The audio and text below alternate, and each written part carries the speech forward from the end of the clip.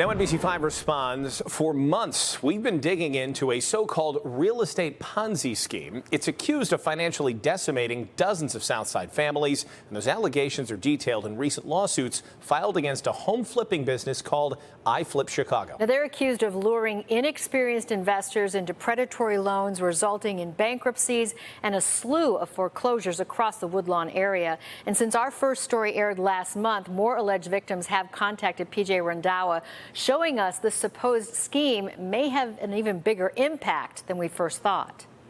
They promised a path to financial freedom, a shot at building generational wealth. Make an investment and leave a legacy for your children and your children's children. Ramo and Michelle Bay run iFLIP Chicago, and if you have a little bit of money to invest, they claim to provide everything else you need to successfully flip a home, from the contractors to the funding. We have over $30 million worth of rehab funding. But according to two lawsuits, Ramo Bay allegedly lured inexperienced investors into signing up for predatory loans with him.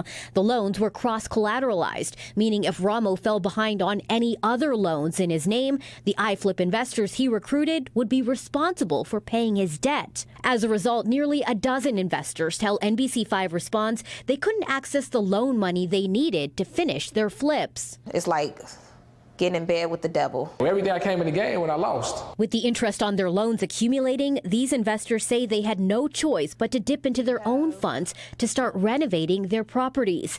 But there was another challenge. It's falling apart. You feel like this will snap at some point? It's gonna snap. The investors say the poor quality of work done by iFLIP's contractors led each home to fail multiple city inspections. Basically, everything that took place in our home was against the city code. It's raining in the room.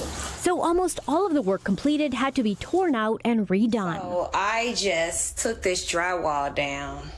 This is what's behind the wall. I'm like, I'm over $100,000 into this property. Tiffany Brown was ultimately able to complete the renovation on her own, but Deshaun Carr and Miranda Booker's properties ended up in foreclosure. It's sitting here because nothing else could be done. Why?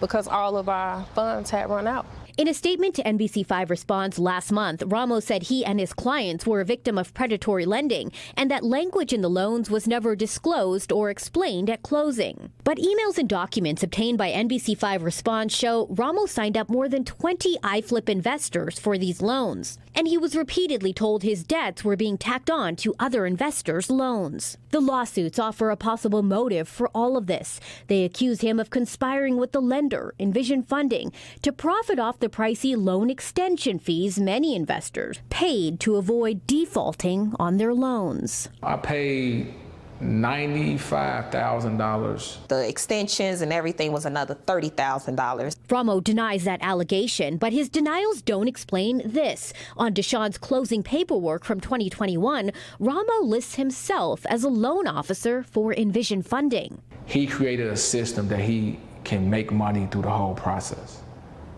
without putting no money up and without no risk. It's another strand of a web that has led more than a dozen iFLIP investors into foreclosure. This ain't just a bad situation. This was a scheme.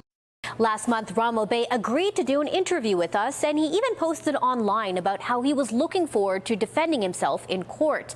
Well, Ramo did not respond to our latest request for that interview, and neither he nor his attorney has shown up in court to answer to those two civil lawsuits he's facing from iFLIP investors in Cook County.